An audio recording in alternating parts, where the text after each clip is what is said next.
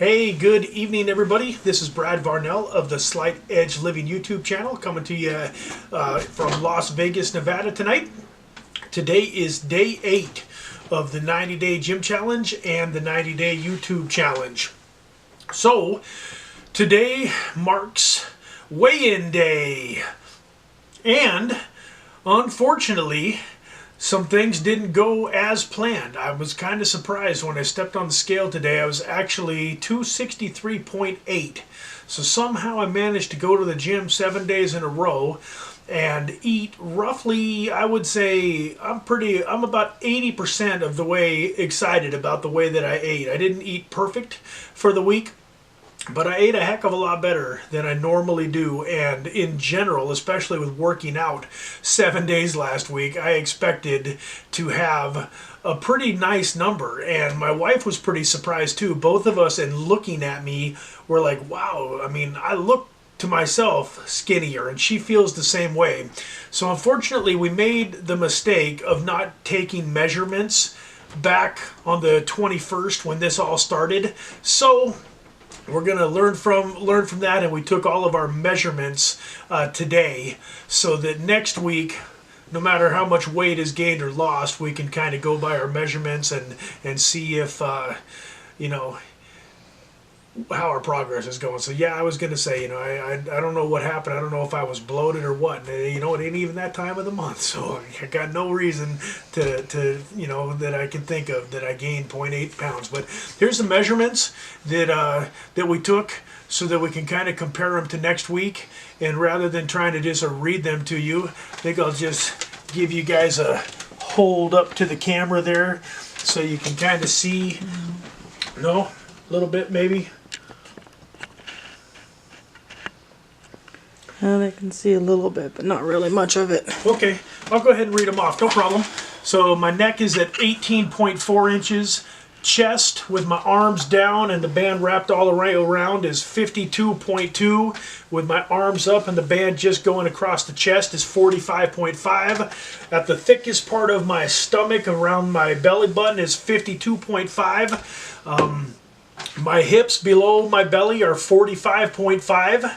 And then my arms just relaxed around my bicep is 15 on my left arm, flexed is 15.5, 16 on my right arm, and 16.5. So that's one thing that we thought was kind of interesting. My right arm is a full inch bigger than my left arm. It is my dominant arm, so I guess it's not that big of a surprise, but something that maybe we see if we can work on that while we're at the gym. So yeah, the week was a very successful week. I'm not at all disappointed or discouraged. I am actually thrilled because I know that as long as I keep doing what I'm doing, the results are inevitable. And so that's one of the neat things about doing the right thing is, you know, if you just keep on doing enough of it, that, you know, the weight will come off. So some weeks are going to be better than others. But I definitely am looking to decrease a little bit of my intake.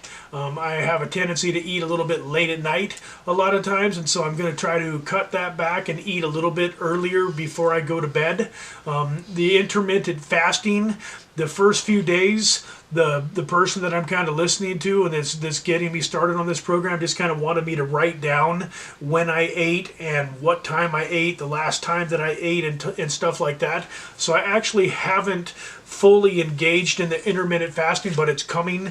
It'll be before this week is over. I'll actually be doing at least a 12-hour fast, and hopefully, like I said, by the end of the full month, by February 22nd-ish, be all the way to the 8-hour eating time frame and the 16-hour fasting time frame. So all in all, it was a great week. I appreciate you guys watching the videos and all of your likes and comments, especially all of my friends and family on Facebook and all. You guys are very motivating, and I appreciate you a lot. Funny thing happened tonight that I just wanted to talk about before I got off is we've all heard that old saying that half the battle is just showing up, but it's so true. It's not a cliche.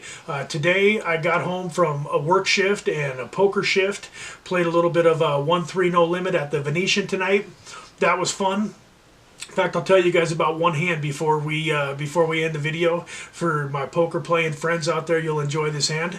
But anyways, long story short, I got home, and man, I tell you, my mind did everything it could to talk me out of going into the gym. And I even told my wife, hey, I am committed to going to the gym, but I haven't committed to any type of specific workout that I have to do.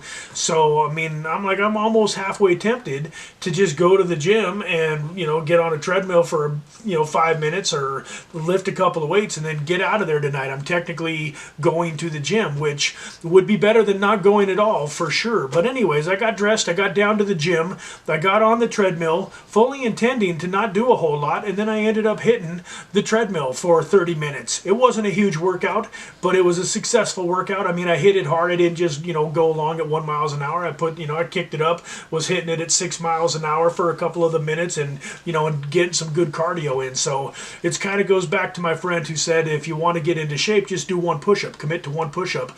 You get down on the ground and you're going to end up doing 2 push-ups and you're going to end up working out. So the commitment and the accountability is so important, because that's what got me to the gym tonight when I really didn't want to go. It's what got me to do this video. These videos are a lot of fun. I enjoy them once I'm in front of the camera and I'm talking. You can't shut me up.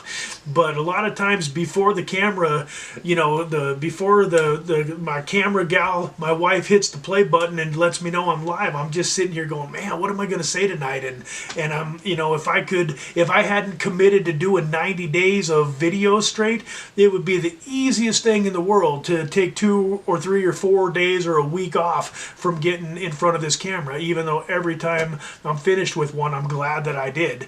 So to the poker hand real fast, because this camera only records for about 12 minutes and then I'm done. So how much time have I got? We're at 7 minutes. Oh, hey man, we're short video so far. Then we still got 5 minutes. So it's fairly early in the session. It's a new table. I am sitting in the small blind with about a $300 stack, and the under the gun player is a younger kid, been a little bit loose, and I don't have a ton of respect for his play at this point. Raises to 15. We're playing 1-3 blind, no limit hold'em. He raises to 15, and then it folds, and the next player raises to 45. Now, normally in a 1-3 game, the 3-bets are a pretty serious hand. Most people don't 3-bet a whole lot light in a 1-3 no limit. So when he makes it 45 there, in general, he's going to have some pretty solid hands. So folds around to me in the little blind. I'm expecting to just, throw my hand away, and I peek down and I end up having pocket queens.